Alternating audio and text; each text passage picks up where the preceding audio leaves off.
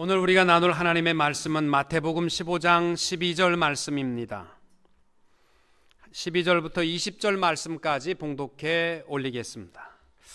이에 제자들이 나와 이르되 바리새인들이 이 말씀을 듣고 걸림이 된 줄 아시나이까? 예수께서 대답하여 이르시되 심은 것마다 내 하늘 아버지께서 심으시지 아니하는 것은 뽑힐 것이니 그냥 두라. 그들은 맹인이 되어 맹인을 인도하는 자로다. 만일 맹인이 맹인을 인도하면 둘이 다 구덩이에 빠지리라 하시니 베드로가 대답하여 이르되 이 비유를 우리에게 설명하여 주옵소서.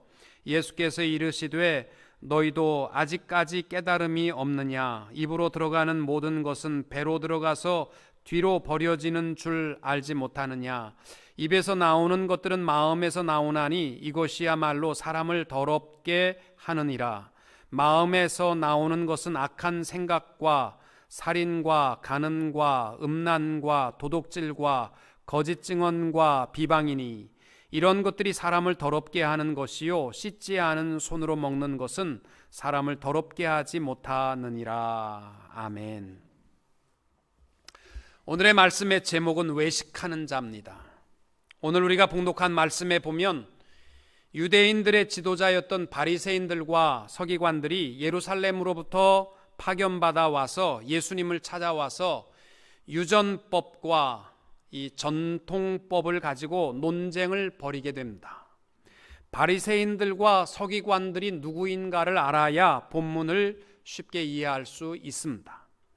지난 주중에 우리 교회가 1년 성경 통독을 위해서 여러분에게 나누어 드린 달력이나 또 주보에 보시면은 이번 주 매일 읽어야 되는 성경이 어디인가가 나와 있습니다. 모르셨습니까? 그런데 그 성경을 읽어야 될 부분 중에서 지난주가 레위기에 관한 말씀이었습니다. 여러분, 레위기 전체가 주는 주제가 뭐냐면 거룩하게 산다는 게 무엇이냐? 이게 레위기가 가르쳐주는 핵심입니다. 레위기 말씀은 27장으로 되어 있는데 1장부터 10장까지는 거룩하게 살아가는 삶의 가장 중심이 뭐냐? 제사와 제사장에 관한 것입니다. 그러니까 거룩한 삶의 가장 기준은 뭐냐? 제사, 피 흘림을 통한 제사가 없으면 거룩한 삶을 이룰 수 없다라는 것입니다. 오늘날 우리에게는 제사와 제물이 상징하는 예수 그리스도의 십자가 사랑이 없으면 우리에게는 거룩한 삶이라는 것이 없습니다. 그래서 레위기에 보면은 거룩한 삶이 뭐냐? 제사와 또 11장부터 27장까지는 어떻게 구별된 삶을 살아야 되는가에 대한 규례들이 나와 있습니다. 그 규례들을 정리하면 613가지입니다. 그래서 이 613가지를 나누어 보니까 mandatory law, 하라라는 명령의 법이 248개고 prohibition law, 하지 마라라고 명령하는 법이 365개입니다. 그러니까 거룩한 삶은 어떻게 이루어지느냐? 하나님 앞에 나와 예배가 중심이 되어야 되고 그 다음에 삶 속에 세상 사람들과 어떻게 달라야 하는가는 레위기 말씀의 규례로 우리에게 말씀하는 것입니다. 그런데 우리가 레위기를 읽어보셨지만 지키는 것은 둘째치고 읽기도 어려운 것이 레위기 말씀입니다. 그런데 이러한 율법 규례를 이스라엘이 다 지켰느냐? 시간이 갈수록 그들은 규례로부터 율례로부터 멀어지기 시작했습니다. 그래서 수많은 선지자들이 이러한 율법을 어긴 죄 때문에 앞으로 있게 될 심판을 경고하는 말씀들이 바로 대소선지서들입니다.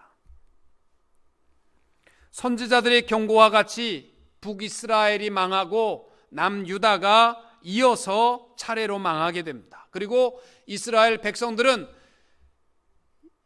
바벨론의 포로가 되어서 사방으로 흩어지게 됩니다. 고통의 포로 생활을 하면서 수도 없이 눈물을 흘리면서 비로소 회개의 기도를 하나님 앞에 드리는 내용이 에스라 9장 6절부터 이렇게 말씀합니다. 말하기를 나의 하나님이여 내가 부끄럽고 낯이 뜨거워서 감히 나의 하나님을 향하여 얼굴을 들지 못하오니 이는 우리 죄악이 많아 정수리에 넘치고 우리 허물이 커서 하늘에 미침이니이다.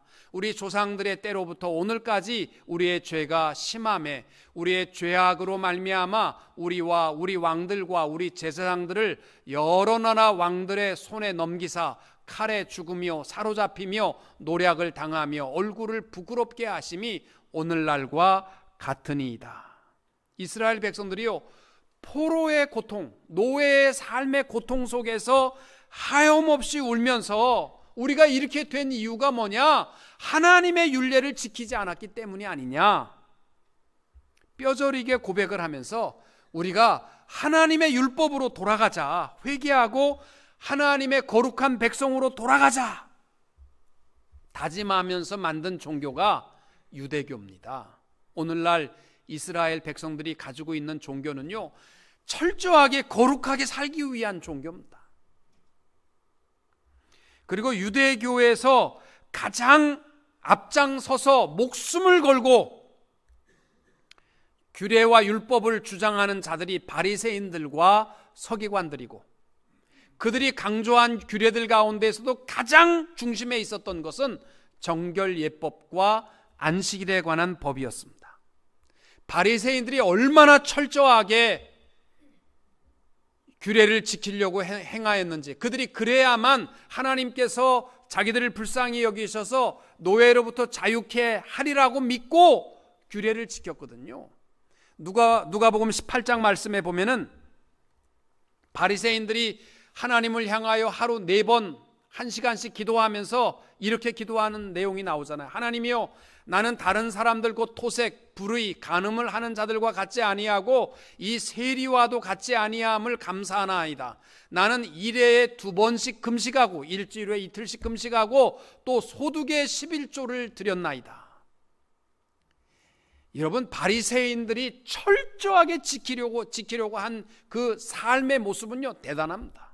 그 뒤에 보면 한 율법사가 예수님을 찾아와서 어떻게 하여야 영생을 얻습니까? 이렇게 질문하니까 예수님께서 계명들을 지키라. 곧 간음하지 말라, 살인하지 말라, 도둑질하지 말라, 거짓 증언하지 말라, 내 부모를 공경하라, 이렇게 얘기하니까 이 청년이 선생님, 저는 어렸을 때부터 이 모든 것 다 지켰습니다. 여러분, 이들은요 정말 목숨 걸고 규례를 지키려고 애썼던 사람들이에요. 그러니까 이 사람들, 특별히 바리새인과 서기관들은요 정결 예법을요 목숨을 걸고 지켜왔던 사람들인데, 예수님의 제자들이 손을 안 닦고 음식을 먹으니까 열이 받친 거예요. 분노하고 화가 나가지고 어떻게 당신의 제자들이 이렇게 손도 정결 예식을 어기고 음식을 먹을 수 있느냐, 이렇게 화를 내면서 정죄했던 것입니다. 예수님께서 저들을 향하여서 이 외식하는 자들아, 그러면서 2가지 모습으로 저들을 책망하십니다. 너희들은 하나님이 심지 않은 가라지들이다. 이거 얼마나 무서운 얘기예요. 알곡은 열매를 맺기 때문에 기다리는 거지만 가라지는요 쓸데없이 영양분을 빨아먹는 것들이에요. 너희들은 가라지와 같다. 또 14절에 맹인이 맹인을 인도하는 것처럼 너희들만 망하는 것이 아니라 너희들을 따라가는 자들도 망하리라. 이 외식하는 모습이 얼마나 끔찍한, 자기만 망하는 게 아니라 남들도 망하게 하는가를 말씀하고 있습니다. 여러분, 오늘 말씀을 통해서 제목을 보시면서 나는 외식하고는 거리가 멉니다. 나는 항상 집밥을 좋아하기 때문에 나가서 사 먹지도 않고 또 하루에 4번씩 기도도 안 하니까 남들을 정죄할 것도 없고 일주일에 한 끼도 금식하지 않는데 내가 무슨 남을 정죄하겠습니까? 10의 1조를 못 드리는데 내가 누구를 정죄하겠습니까? 나는 외식하는 사람하고는 거리가 멉니다. 이렇게 생각하신다면 착각입니다. 이렇게 생각하셔야 돼요. 저들은 다 갖추었음에도 불구하고 정죄하고 비난하는 자를 향하여서 외식하는 자들아, 이렇게 꾸짖으셨습니다. 우리는 갖추지도 못했으면서 정죄하고 비난하는 입술을 가졌다면 우리야말로 정말 부끄러운 외식하는 자들입니다. 오늘 말씀을 통해서 하나님 앞에 신실한 신앙을 가지고 하나님의 자녀답게 살아가는 성도님들이 되시기를 주님의 이름으로 축원합니다. 제일 먼저 외식에 대한 신앙, 외식하는 자에게 가장 중요한 핵심은 뭐냐면 진심으로 하나님을 사랑하느냐, 이것이 가장 중요한 질문입니다. 오늘날 그리스도인들이요, 십자가를 교회 위에 달아놓고 그 안에서 일어나는 일들을 보세요. 거의가 다 대동소이하게 왜 알아주지 않느냐? 왜 누가 더 높으냐? 이건 초대교회부터 지금까지 십자가 안에 있는 교회 안에 있는 불평과 불만들입니다. 그리고 서로가 반목하고 싸우는 이유가 뭐냐면 다 사람과 사람의 관계성으로만 보기 때문입니다. 여러분, 교회의 관심은 사람이어서는 안 되고요, 하나님이셔야 됩니다. 여러분, 서점에 가서 그리스도인의 삶이 뭔가 도와주는 책들을 다 찾아보세요. 그러면 다 하나같이 이렇게 얘기합니다. 형제를 사랑하는 것이 그리스도인의 삶입니다. 또 형제 자매를 향해 참아주는 것이 그리스도인의 삶입니다. 또 그들과 나누고 베풀고 하는 것이 그리스도인의 삶입니다. 또 서로 좀 이해해 주는 것이 그리스도인의 삶입니다. 그렇게 얘기합니다. 정말 그렇습니까? 그리스도인의 삶이 사람을 베풀고 이해하고 나누면 그리스도인의 삶입니까? 아닙니다. 그리스도인의 삶의 가장 중요한 것은요, 하나님을 사랑하는 것입니다. 하나님을 사랑하는 것이 없으면 나누고 베풀고 사랑하고 이해하는 것 아무 소용없습니다.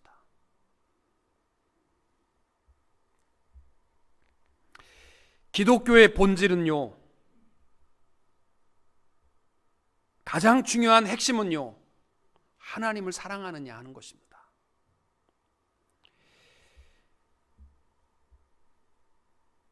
마태복음 22장 36절부터 38절까지 이렇게 나옵니다.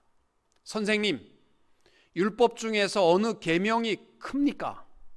예수님께서 이르시되 내 마음을 다하고 목숨을 다하고 뜻을 다하여 주 너의 하나님을 사랑하라 하셨으니 이것이 크고 첫째 되는 계명이다.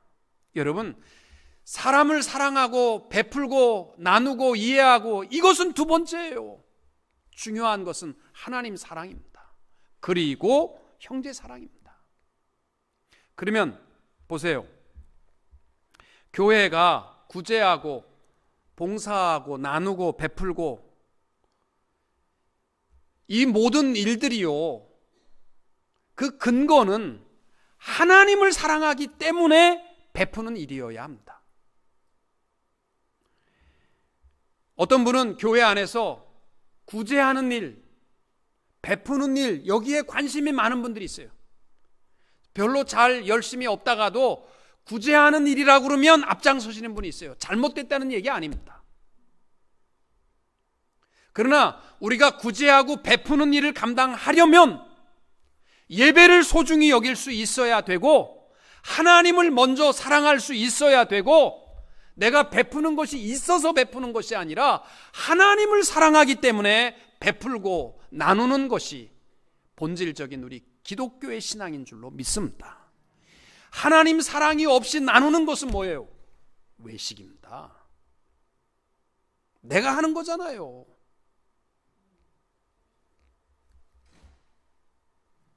바리새인들과 서기관들의 구제와 베품도 외식이라고 꾸짖으셨던 이유는 다른 게 아니고 하나님 사랑의 마음이 우선이 아니었기 때문입니다. 여러분, 오늘날 기독교 신앙의 가장 걸림돌이 되는 것이 있다면요, 인본주의적 신앙입니다.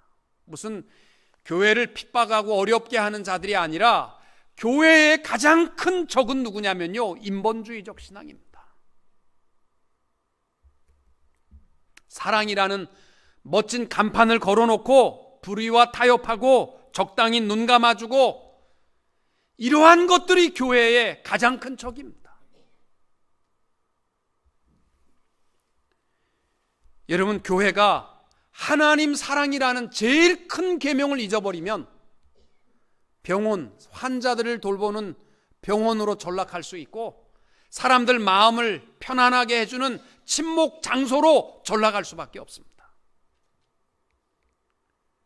어떤 사람들이 저에게 질문도 해요. 목사님, 교회가 소수 불평등을 당하는 사람들을 사랑해야 되는 것 아닙니까? 동성애를 하는 사람들, 지가 하고 싶은 사람 얼마나 됩니까? 그런 사람들이 얼마나 힘들고 어려운데 교회가 왜 그 사람들을 사랑하지 못합니까? 사랑해주고 구원받게 하는 게 우선이죠. 그 이야기 자체에 담겨 있는 게 뭐냐면 인본주의적 생각이에요. 우리가 그들을 사랑해야 되는 이유는 하나님을 사랑하는 것이 우선이 되고, 사랑하는 것이 마땅한 우리 외식하지 않는 교회의 모습이 될 줄로 믿습니다. 여러분, 교회들마다 문제들이 많잖아요. 어떤 분들이 그래요. 미국 이민 생활하면서 좀 문제없는 교회를 좀 다녔으면 좋겠다. 그래가지고 이 교회 가서 문제가 없나 하고 다녀보니까 역시 사람 냄새 나고, 저 교회 가서 문제가 없나, 근데 역시 문제가 있고, 그래서 방황을 하다가 교회를 못 다니면서 아는 목사님한테 부탁을 했답니다. 목사님, 좀 완전한 교회 있으면 소개해 주세요. 2시간 거리면 어떻습니까? 나 완전한 교회 갔으면 좋겠습니다. 목사님이 하는 말이, 집사님, 지상에 완전한 교회는 없습니다. 혹시 집사님 찾거들랑 가지 마세요. 집사님이 가는 순간부터 집사님 때문에 완전한 교회는 깨집니다.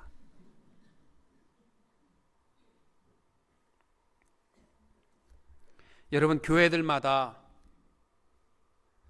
앞에서는 환하게 웃고 뒤로는 다투고 싸우고 미워하고 반목하고 수많은 문제들, 이 모든 문제, 교회 사랑이 있다 없다, 이 모든 문제가 왜 일어나느냐?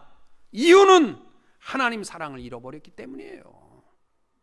본질적인 하나님의 사랑, 이것이 우리 기독교의 가장 큰 계명입니다. 인본주의적인 신앙의 대표적인 모습이 뭔지 아십니까? 매 순간 사람들에게 주목을 받고 싶어하는 거, 이거 인본주의적인 신앙이에요. 외식적인 신앙입니다. 여러분, 우리가 해야 될 일은 내가 주목받는 것이 아니라 하나님 아버지께로 우리의 주목을 돌려야 하는 것이에요. 이게 교회다운 교회입니다. 또 인본주의적인 신앙의 대표적인 모습이 뭐냐면, 온통 관심은 높은 수입과 신체적인 건강에만 두고 있다는 거예요. 다 내가 잘 살고 내가 잘 먹고 하는 것, 이것이 신앙의 목적이라면 인본주의적인 신앙이죠. 우리는 살아도 죽어도 먹든지 마시든지 다 하나님의 영광을 위해서 살아가는 것, 이게 근본적인 교회의 참된 모습인 줄로 믿습니다. 세 번째로, 인본주의적인 신앙의 대표적인 모습이 자기 자신에 대해서 항상 호언장담하고 자랑하는 것들입니다. 우리가 자랑해야 할 것은 예수밖에 없습니다. 골로새서 3장 1절부터 이렇게 말씀합니다. 그러므로 너희가 그리스도와 함께 다시 살리심을 받았으면 위의 것을 찾으라.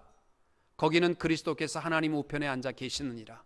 위의 것을 생각하고 땅의 것을 생각하지 말라. 이는 너희가 죽었고 너희 생명이 그리스도와 함께 하나님 안에 감추어졌음이라. 아멘. 여러분, 교회 생활, 신앙 생활이라는 것은요, 나 알아주는 거 아니고요, 남들 위한 거 아니고요, 하나님 사랑하는 것이에요. 예배도 찬양도 하나님 사랑하는 진정한 그리스도인들이 되시기를 축복합니다. 두 번째로, 예수님께서 바리새인들의 외식을 꾸짖은 것 중에 하나가 뭐냐면 지식적으로만 가득하고, 그러다 보니까 입술로만 봉사한다는 거예요.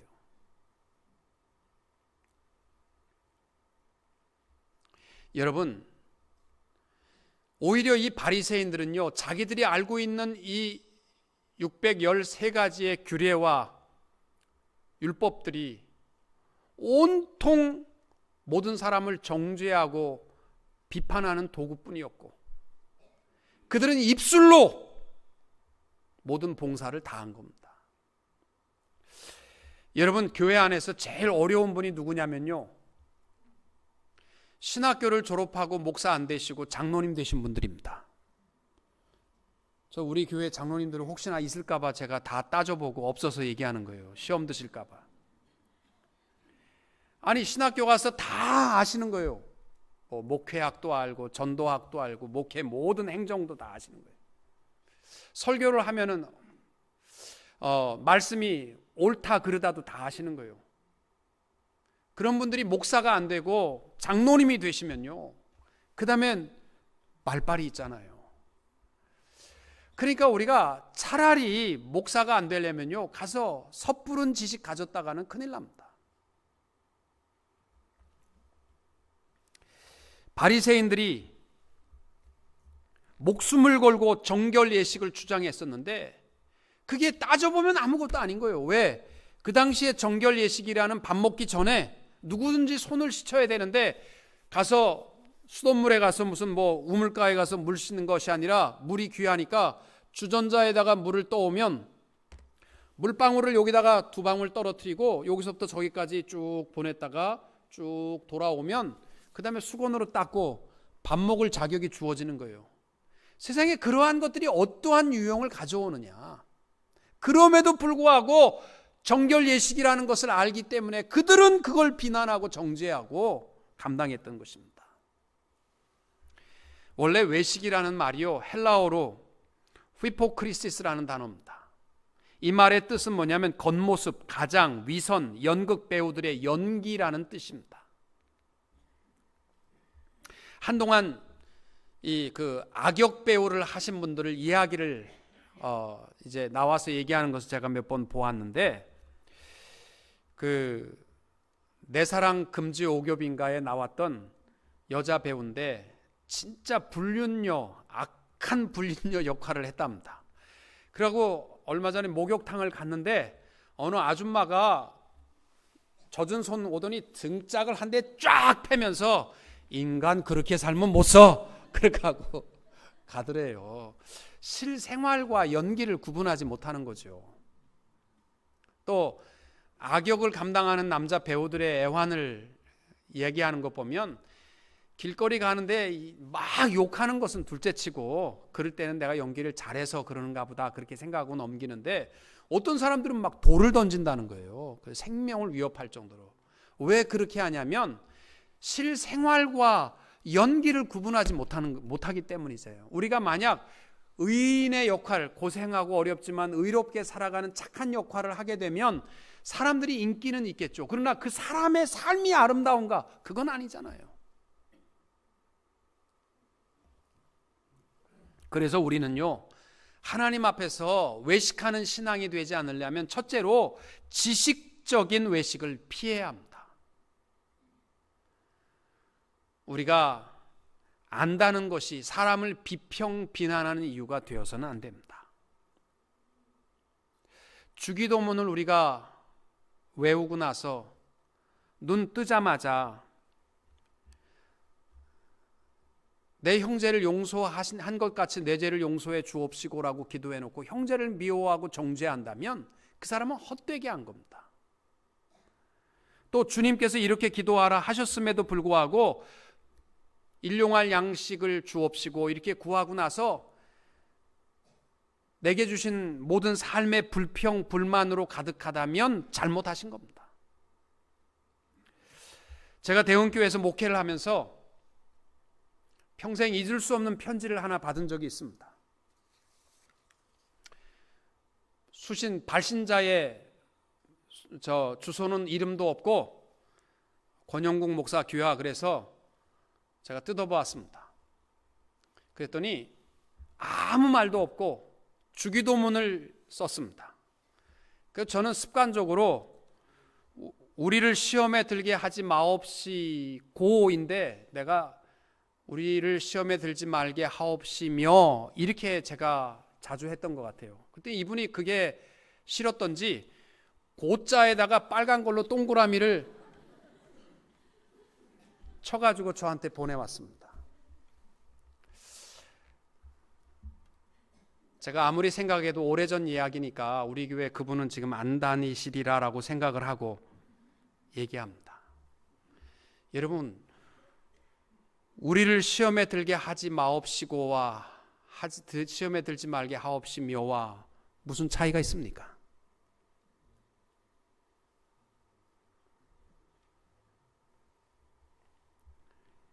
또 우리 입술로만 외식하는 자가 되어서는 안 됩니다. 8절에 보면 예수님께서 이 백성이 입술로는 나를 공경하되 마음은 내게서 멀다. 또 예레미야 12장 2절에 보면 그들의 입은 주께 가까우나 그들의 마음은 머니이다.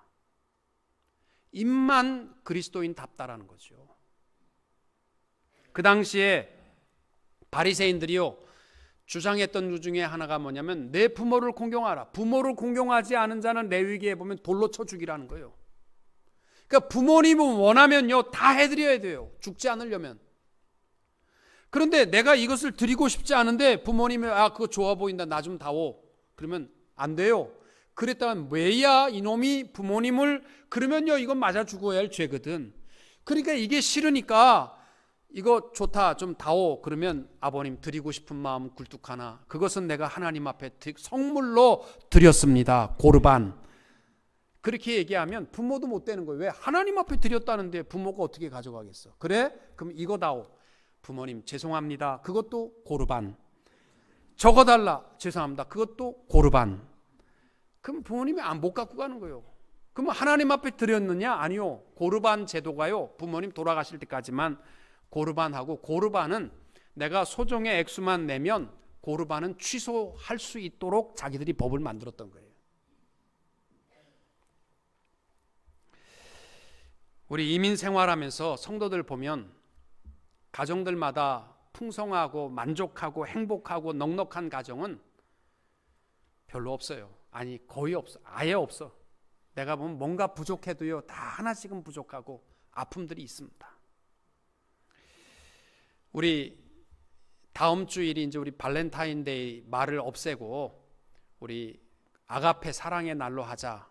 굉장히 저는 좋은 아이디어라고 생각합니다.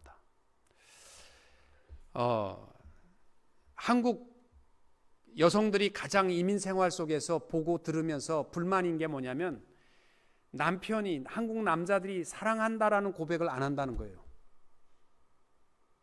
왜냐하면 서양 사람들 보면요 말끝마다 I love you, honey, I love you 그것을 하루에도 수십 번 하는데 한국 사람들은 이걸 잘 못하거든요. 제가 보니까 한국 남자들이 두 가지 특징이 있는데 아프고 힘들고 정말 고통스러운 거요 집에 잘 얘기 못합니다.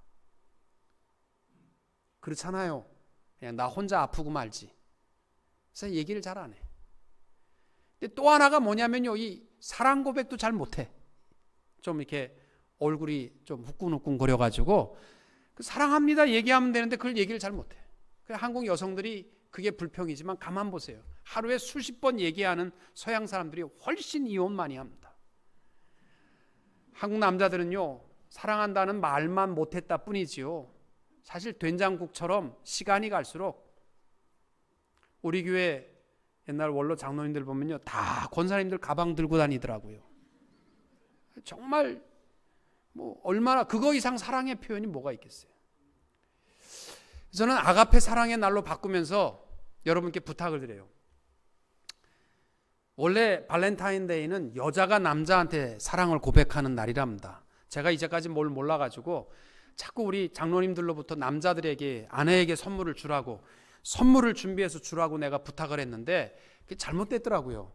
이제 아가페 사랑이라는 것은 하나님의 사랑을 받은 것에 대한 감사의 표현이기 때문에 이번 아가페 사랑의 날은요 아내들이 남편들에게 말로만 사랑하지 말고 좀 선물을 준비해서 여러분 용돈 감춰놓은 것들 좀 꺼내서 좀 선물을 줬으면 좋겠습니다.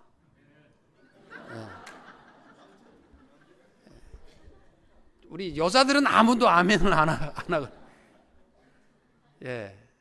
아가페 사랑의 본질은 그거예요. 하나님으로부터 받은 사랑이 얼마나 큰데 또 받으려고 하지 말고 좀 베풀고, 그것도 입술로만 하지 말고 우리 구체적으로 사랑을 나눌 수 있는 그러한 우리 성도님들이 됐으면 좋겠습니다. 여성들도 좀 아멘 좀 하세요.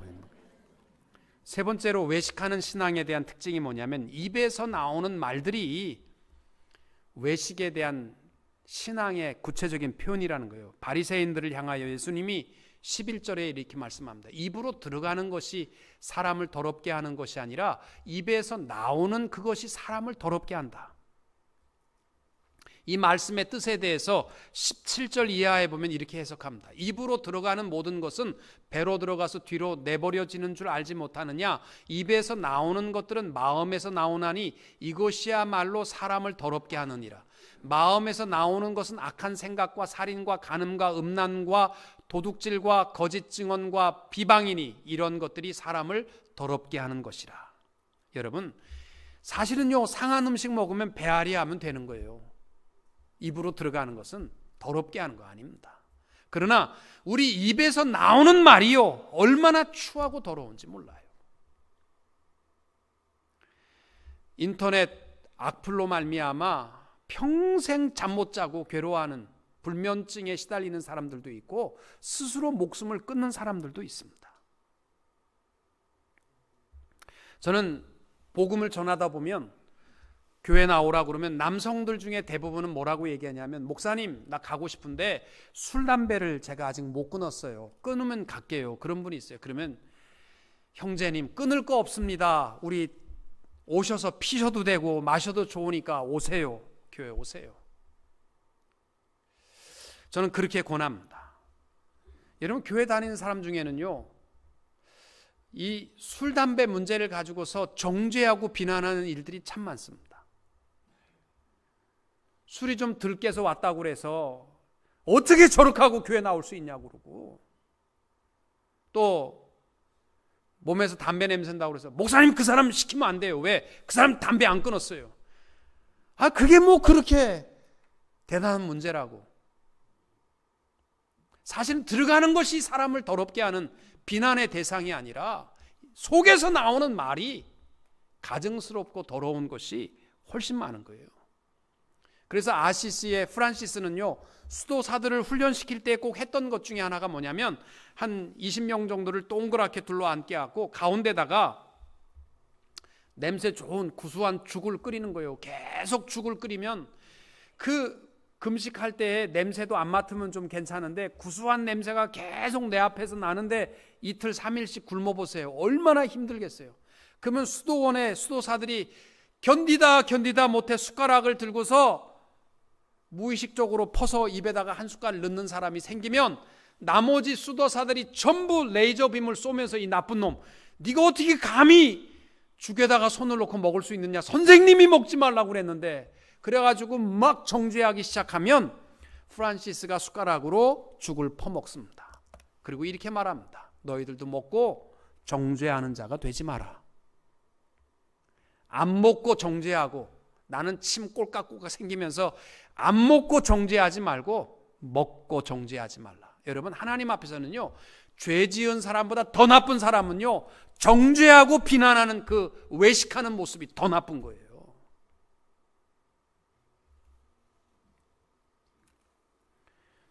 우리 교회도 보면요, 말하는 것이 전부 가슴에 아픈 말만 하시는 분들이 있어. 몰라, 그걸 사명으로 생각하는지는 모르겠어. 자기는 바른 말만 한다고. 여러분, 그러한 비난과 정죄가요, 사실은 예수님께서 꾸짖는 외식하는 자의 대표적인 모습입니다. 사랑하는 성도 여러분, 외식하는 신앙이 어찌 나와 상관이 없겠어요? 한번 여러분 스스로 점검해 보세요. 내가 행하는 모든 것들이 하나님을 사랑하는 마음으로 감당하고 있는가? 그렇지 않으면 외식입니다. 두 번째로,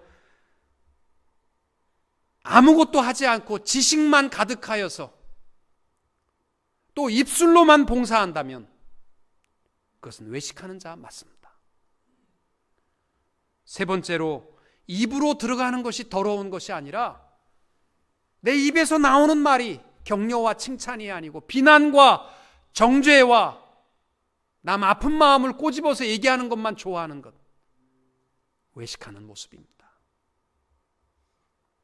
제가 2부 예배 때 제가 목회를 하면서 이렇게 보니까 성도님들 가운데 한 번도 목사님 말씀 너무 좋았습니다, 은혜 받고 그 말씀 붙들고 삽니다, 그렇게 한 번도 안 하고 지금까지 살아온 사람도 있다. 10년 지나고 20년 지나고 30년 지나도. 그랬더니 그냥 다 목사님 설교 좋았어요, 오늘 너무 대단했습니다, 저 인사 많이 받았습니다. 그런 거 원하는 게 아니고요, 저한테 하라는 얘기가 아니고 우리 구역장님들도 장로님들도 권사님들도 수고하는 분들도 이거 왜 이렇게 짜? 이거 왜 이렇게 매워? 그런 얘기 하지 마시고요, 격려하고 칭찬할 수 있는 아름다운 그리스도인들이 다 되시기를 주님의 이름으로 축원합니다.